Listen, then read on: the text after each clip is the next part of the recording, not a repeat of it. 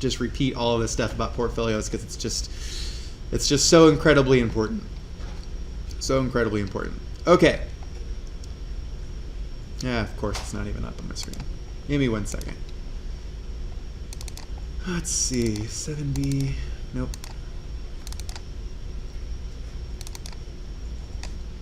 Okay, so here we go, portfolios, full screen mode. Portfolios, okay. So, very first page of the portfolio. Well, I guess, actually, let's not even talk about the very first page of the portfolio. Let's talk about the overall objective about what you are doing or what you're trying to accomplish with the portfolio, okay? The portfolio is ultimately a graphic tool that tells the story of you, okay?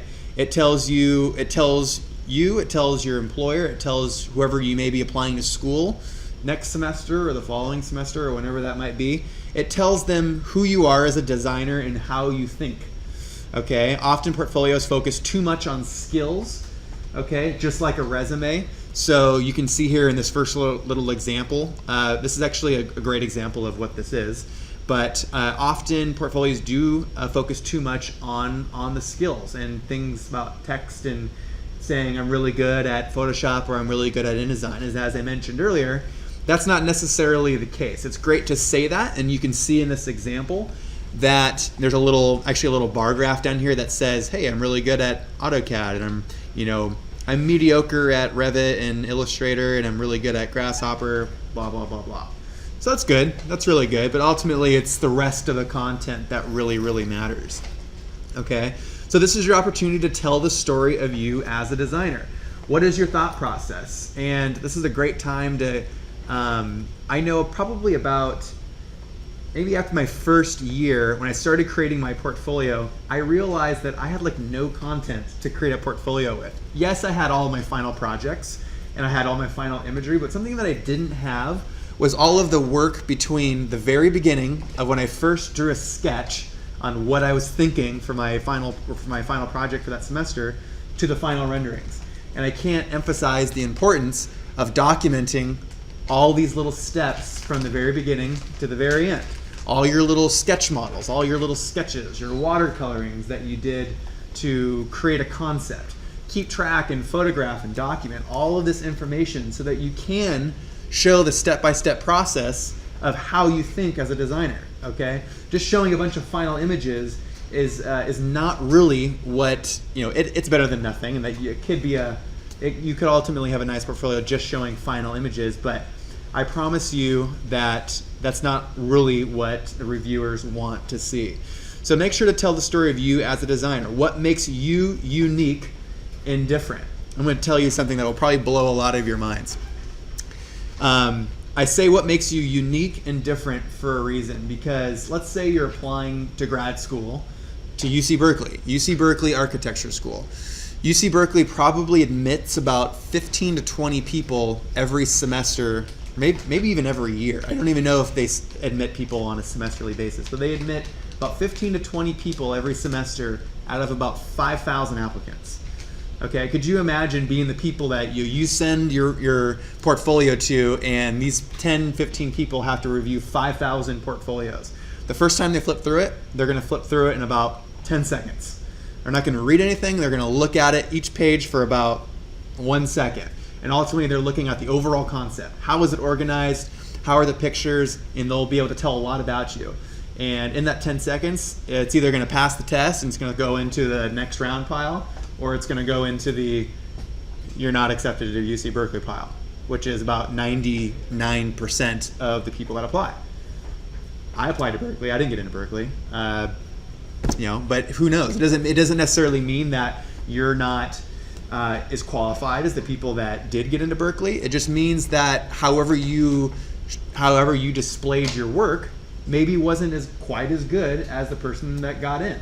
So I'm sure there's many other variables as well that factor into that, but that's just kind of the way that the world is in terms of getting into school, especially a school like Cal Poly or Berkeley, where they're top 5 architecture schools in the country. Okay, so make sure that you show what makes you unique and different as a designer. Show everything you got. Don't just show pretty renderings. Show, what are your hobbies outside of architecture school? Do you like to paint? Do you like to be a photographer? Show that stuff. Show what makes you unique, okay? Have an introduction page. You need to have a table of contents or a title page that, one, identifies you as the designer, okay? So this is also an example. Both this page and this page are examples of intro pages, okay? So referring back to the first part, identifies you as the designer, so that would be accomplished here. This is also somewhat of a resume as well, and I actually really like portfolios. They just build it right into the resume, so you're not handing them a really nicely bound portfolio and then, oh, here's this paper. Here's a loose leaf paper for you as well. So it's really nice to see that actually integrated into the portfolio, but they've kind of created a dumbed down version of the resume: name, contact information, a little bit of education, experience, and some skill sets, okay?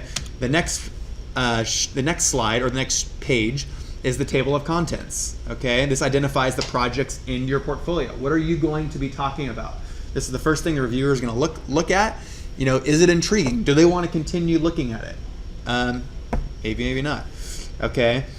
Optional contains additional information about yourself. So you might have like an about me section. It's a great time to maybe, maybe on the next page, it might just be a quick 3 or 4 sentences about who you are. Hi, I'm, Ashley. I live in, I grew up a designer, daughter of an architect. I have a huge passion for design, art, contemporary architecture, blah, blah, blah, blah, blah. Okay, so great time for that as well. But keep it brief, because as I mentioned earlier, people don't really read a lot of the text that's on a portfolio, unless you're one of those few people that made it down to the end where they're really going to pick it through with a fine-tooth comb. Then they will definitely read it. Okay, but the reality is a lot of people just kind of flip through, they look at the pretty pictures, and they move on. Okay? Keeping your portfolio current. Ideally, projects won't be older than 3 to 5 years, and I would say 3 to 5 years is probably a good timeline for someone like me, because someone who I'm doing a lot bigger, larger projects. They last several years, so that's a good timeline. For you as a student, honestly, you're gonna want to update your portfolio every semester, okay? And the reason why is because you drastically get better and better every semester that you go to school. I look at my first semester things that I created in grad school, terrible. And then I look at what I created just a year later, getting better. And then my final thesis, okay, I'm actually really proud of what I created at the very end. So my point being is that you evolve as a designer really, really quickly throughout school, and your work is constantly evolving and changing. So keep updating it, okay? And the nice thing about creating a really nice, or putting the time into creating a really nice layout for during this class or outside of this class, is that you create a really good dynamic layout that works well. You can always swap images in and out. You can always swap text really easy, and it becomes fairly effortless once you've put forth the time of getting a really well working portfolio. So the portfolio is a living document and needs to be updated constantly, at least semesterly, with new work, okay? Portfolio can always get longer and longer, okay? You might start out with 3 or 4 projects this semester. It might be 6 projects, 8 projects by the end of your timeline here at DVC, or at the end of wherever you end up next, okay? But don't let it get too long. You don't want 25 projects in your portfolio and it's now a novel. But typically like 6 to 8 projects is plenty. Know the purpose of each project in your portfolio. Why is this project important for your portfolio? What do you hope to show by including it? So when you're selecting your projects for your portfolio, have a purpose for why you're showing it. Think about who your audience is.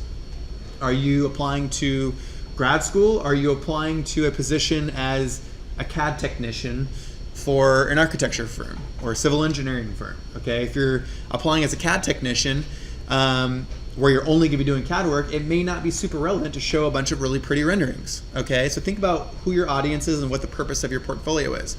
Whereas a portfolio to grad school or your undergrad may be a lot different. It may be all, actually great renderings. It's going to show your design process. It could be different than, if you're applying for a professional job, okay? So think about what the purpose of each project is, okay? Avoid repetition. Don't just show 3D rendering after 3D rendering after 3D rendering, okay? Have some diversity in your portfolio of various different things, okay?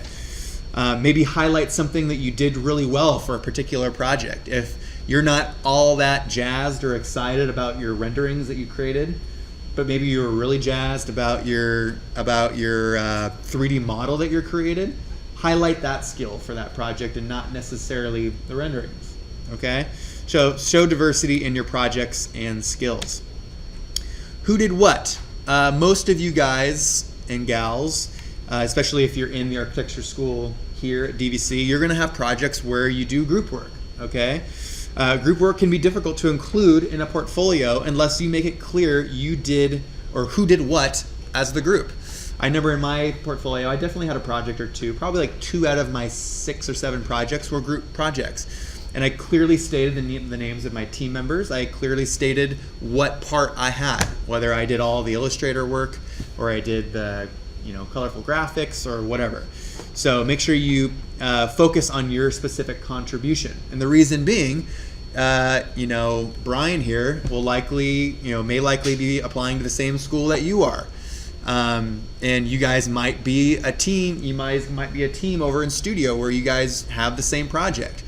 Imagine someone reviewing that portfolio, seeing it in both yours and yours. Well, if the solution is very simple. If you say what you did and what you did, it makes all the sense in the world. But if someone doesn't know that, then it can be a little tricky. I've actually had 2 people apply to my office, where I've read 2 portfolios and saw the exact same project, and there was nothing. I was like, what's going on here? So I'm sure the intention was not to cheat or anything like that, but it raises questions.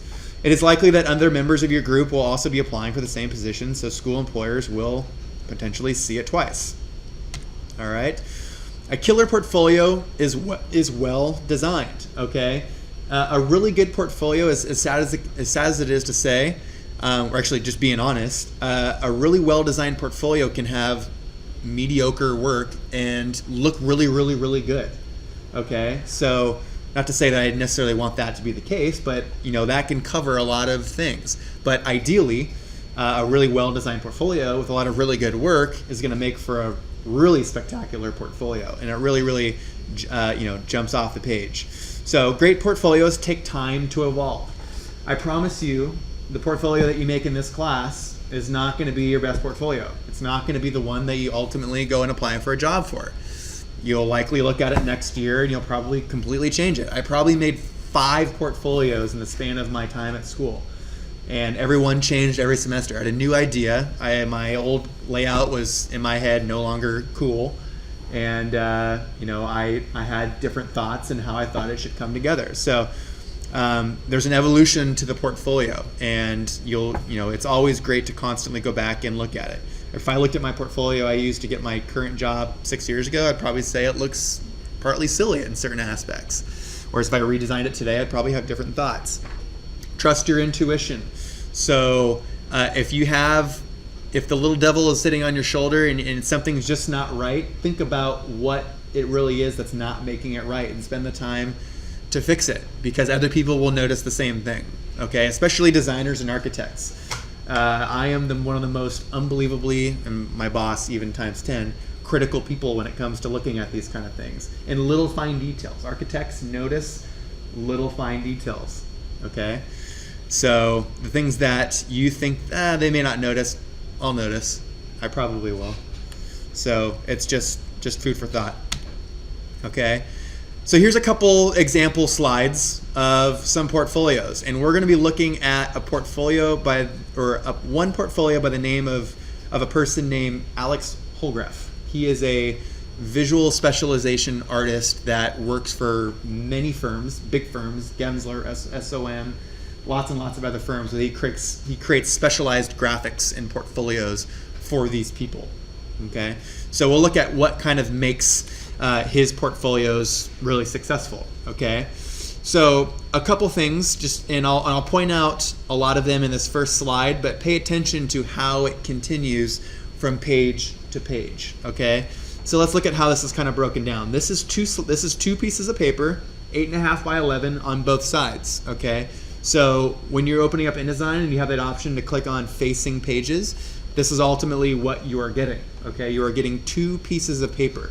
So when you're designing your portfolio, you're not thinking about, okay, what am I going to do on this page and what am I going to do on this page? You're thinking about, what am I doing to them together as this big, long, rectilinear, landscaped sheet. Okay, so your 2 pages, even though they're 2 individual pages, they act as 1 page. Okay, so you have to think about how they work together.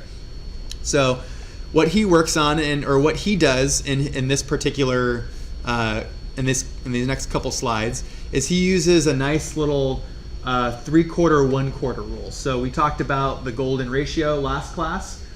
Works really good, but it's not for everybody. It's not the most, it's not the easiest thing to assemble as well. Well, this is another version, another layout that you'll see a lot of today in today's examples, is the 3/4, 1/4 rule, where you have, kind of your focal point is going to be on the 3/4 area, and you use the remaining quarter to fill in with, supplementary or secondary content.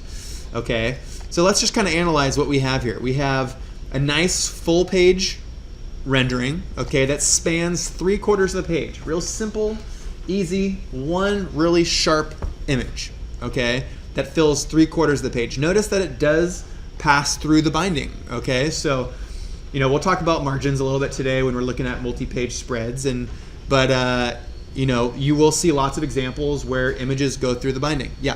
I was actually wondering about something on this portfolio earlier. How do you do borderless print here? You ultimately cannot at DVC, but I will tell you how to do it here in a little bit, in terms of, because you're gonna have this question when you're printing your portfolio for this class. You're gonna have the question, and how do you do borderless print?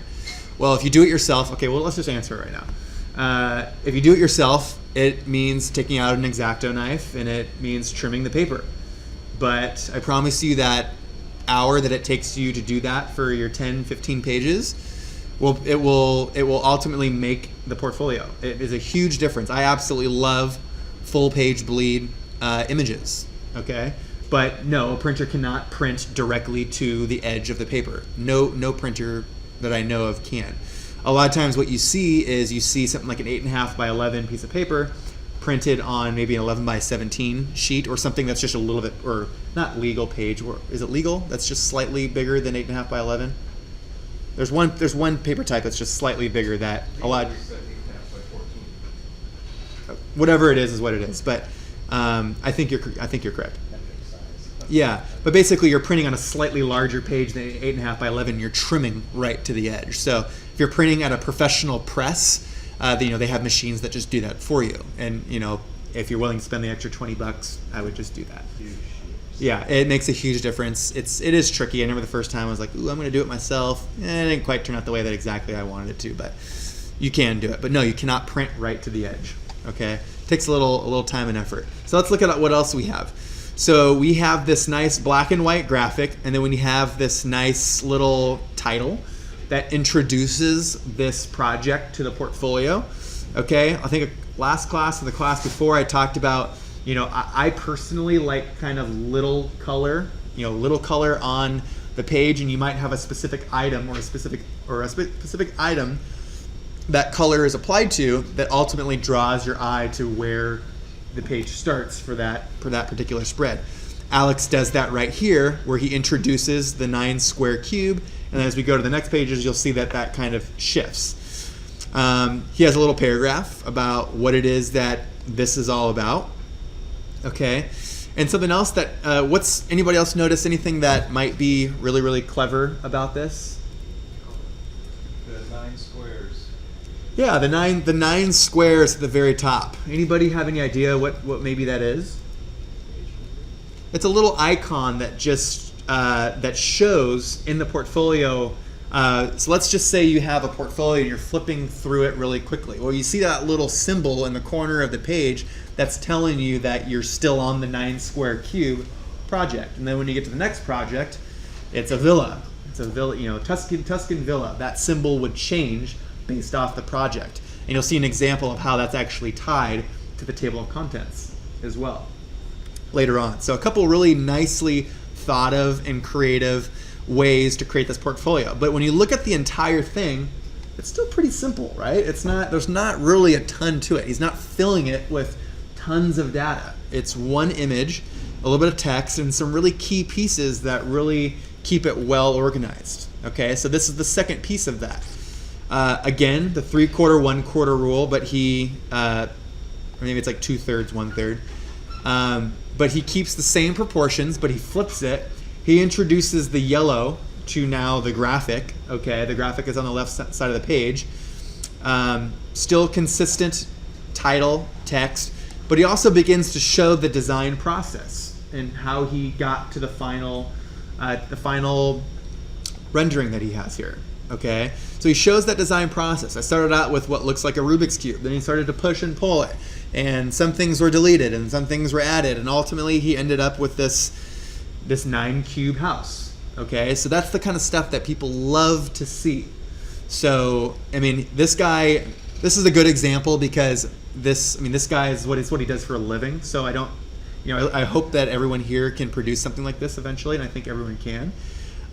But this is what people really want to see. So it's great to document your work as you go through that design process when you're in studio and you're in your other classes, because you can supplement or you can replace a lot of these little diagrams with sketches and things of those nature. Okay, so project changes. So project changes here, and beautiful graphics, absolutely amazing, to be honest. But project changes. We still have the different symbol in the corner that represents the new project, and he's now introduced a band to the bottom of the page. Okay, so this is a new graphic that he's now introducing.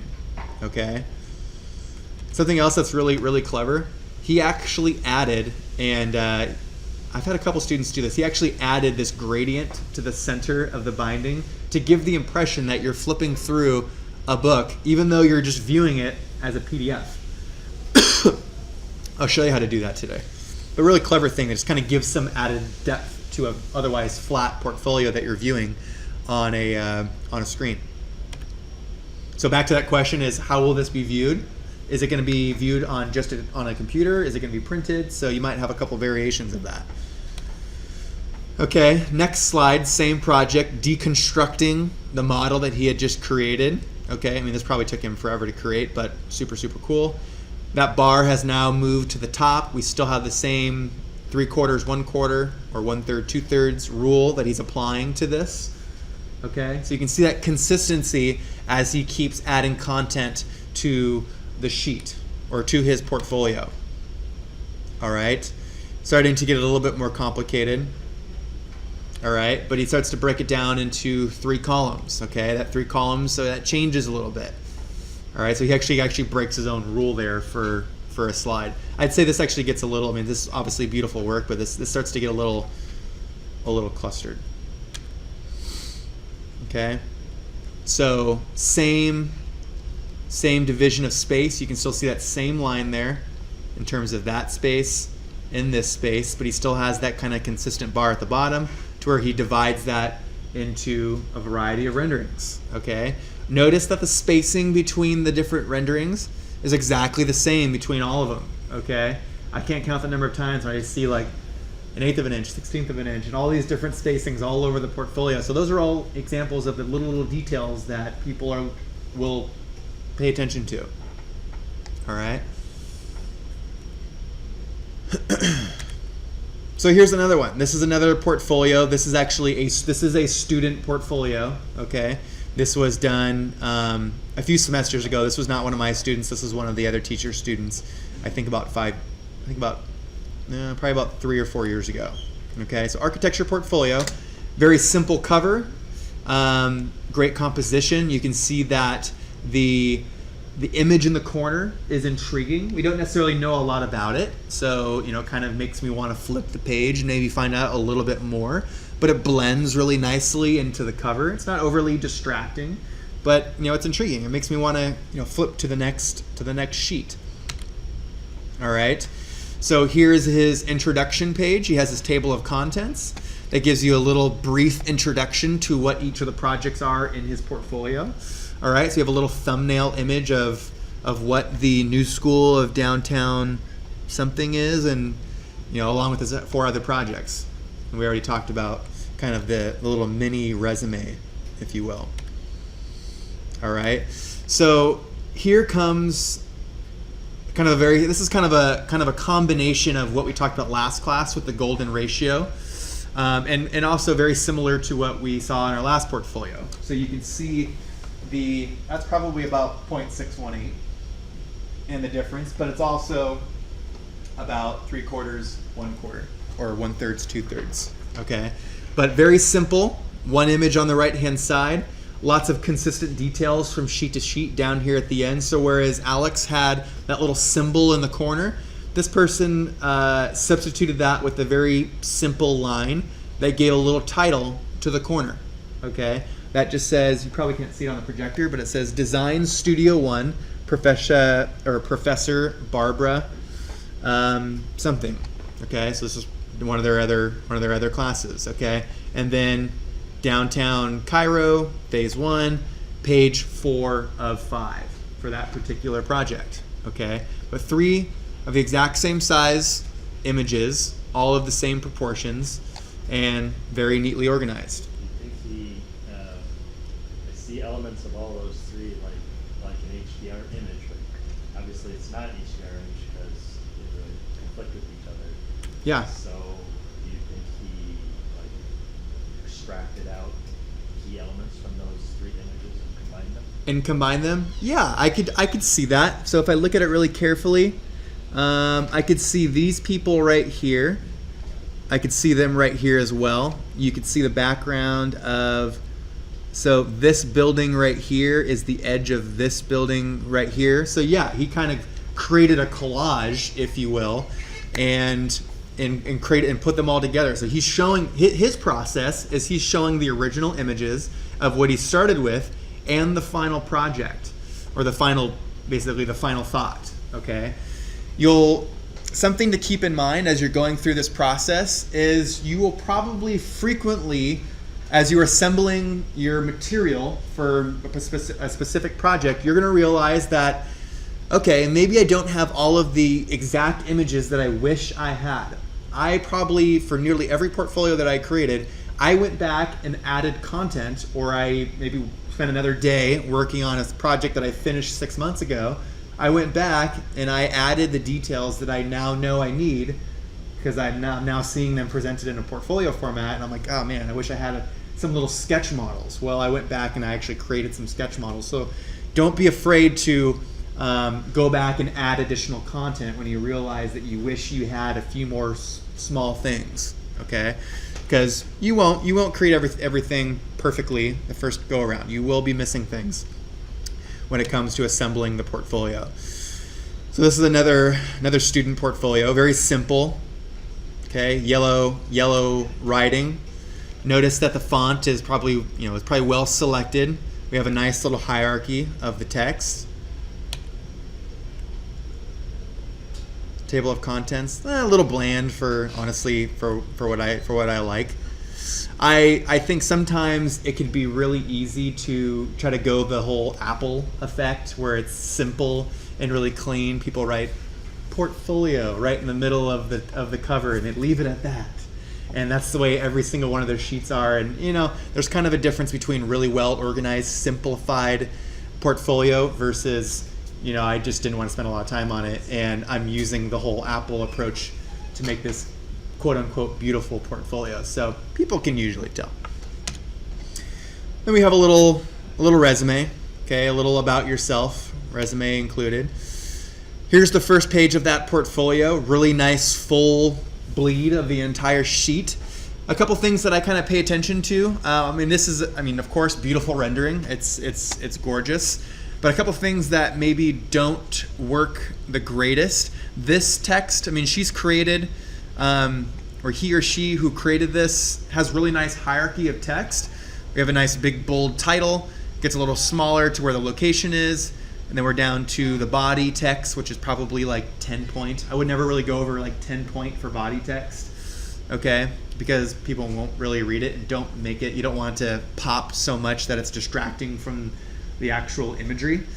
But notice that the body text it's kind of in a portion of the image that there's a lot of kind of white background. The clouds are kind of gray and white, and it's not the easiest thing to read, so that's just something that catches my attention. Also, the focal image, which is here in the middle, is on the binding. It's a beautiful image, but ultimately it's going to get covered up if it's actually printed. So if the objective for this particular portfolio is to only view it on the computer like we're doing now, it probably works. But if it's going to be printed, it may not work as well because you're not going to see the middle of your portfolio. So some things to pay attention to when you're assembling yours. All right. Really nice graphics, diagrams, diagram. Wow, I can't express how important it is to diagram, and I'm sure your studio teachers probably tell you the same thing. For those of you that are in the architecture program here at DVC. Okay, so we have diagrams that show the process. Maybe the original thought, the design evolution, as it says up here in the corner, design evolution. Whereas maybe the thought process started out as this overlay of this person and the whale. Who knows? Whatever inspires you is what inspires you. It doesn't matter what it is. If it's a human and a whale, great. If it ultimately comes to a really successful project, that's all that matters. Okay? But whoever's viewing this can say, okay, I see. They started out with this diagram. They probably created this in something like Rhino, and they show this process. This is actually, I think, a combination of Rhino and Illustrator. Okay, so the Illustrator part was all the different color tiles and adding color and content to the actual 3D model that we created. And we'll actually have a lecture in about 3 weeks or so when we're working in Illustrator about how to do stuff like this. Okay, so more to come on that. But notice that it's also the page is not overly filled up. Okay, they keep it simple. We have 3 columns. Boom, boom, boom. And there's kind of a nice hierarchy of the text between the two.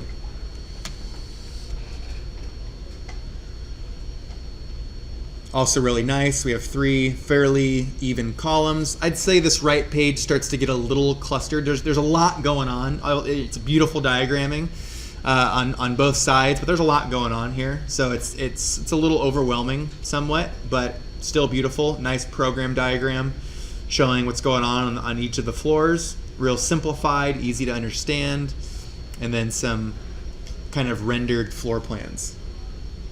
Okay, notice all the little details down here in the corner. Those remain consistent in a lot of the pages. This was a student here at DVC as well.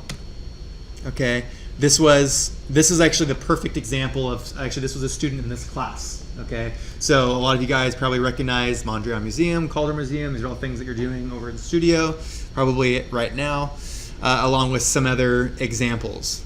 Okay, so real nice index. Notice that there's a nice hierarchy. We have a nice large bold index up here in the left-hand corner. We have a nice bit of white space all the way through. Okay, but we have a nice hierarchy of text. It's all the same font from here to here to here to here. It's all just different variations of it, different sizes, different styles, etc. So the introduction gives a little brief introduction of the student. Also shows some really nice just hand sketches. Okay, all great content to add to a portfolio. Projects, Mondrian Museum. Same full page spread on this side. Over here we have kind of that golden ratio, 0.618 on this side. The remainder is used to fill up with a couple little thumbnails. All are exactly the same proportions and the same size. So really nice and simple and easily laid out. But notice that these are just sketches. Okay, so this might be the beginning. If this Mondrian Museum is a couple slides, which I think it is, notice that the first slide starts with just some hand sketches. Well, maybe it's a little bit of watercoloring. Okay, so you're seeing that very brief evolution of where the project started. Okay, what was that thought process on that first day? And then the next page breaks it down. You can kind of see that grid system happening here, where you can see some little sketch models. Okay, you can see that they documented and took pictures of the model. All right, do you guys know how these pictures were probably created? Probably a cell phone, which is actually, I remember in my little studio box I had this beautiful DSLR camera that I never ever use because I could never get it into the little nooks and crannies of my models. Whereas my iPhone, probably like 3 or whatever the heck was the iPhone at that time, was perfect because I could get it right in that little crack, take a picture of the light coming through, and ultimately has something that kind of looks like this. So they're showing that design evolution from the basic to the more final CAD drawings like this. Okay, so we have some CAD sections, floor plans. Okay, Calder Museum. Again, there's that same 2/3, 1/3 thing going on, but real simple and clean. And then I'll flip through these last couple fairly quickly.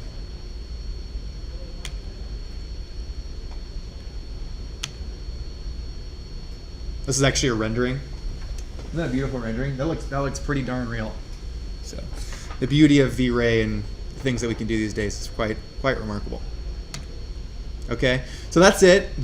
A lot of what we talked about in today's lecture, or a lot of the portfolio content stuff, came from 2 different sources. If you guys want to look at a couple different sources, one is an article. You guys can find this in the lecture on Canvas if you want to know more about some tips to creating your portfolio. A lot of the things that I talked about and even more you can find on this website for some essential tips to creating your portfolio. You can also go to this website up here, which has some more tips that just continue to expand on a lot of the things that I talked about. So feel free to look at that a little bit later. So that's going to be it. 7:22. Let's come back. Let's take a quick break. Let's come back at 7:30. Okay. So let's take about 8 minutes. We'll jump right into InDesign. I want to make sure you guys have a good amount of time to work on stuff today, so everyone can start to lay out the first page, and I can go through and talk to everybody and kind of see what their preliminary thoughts are. Okay. I know last class we kind of ran a little long. We didn't really have much time to actually work, so we'll make it a little quicker today. So we'll see you guys in about 10 minutes.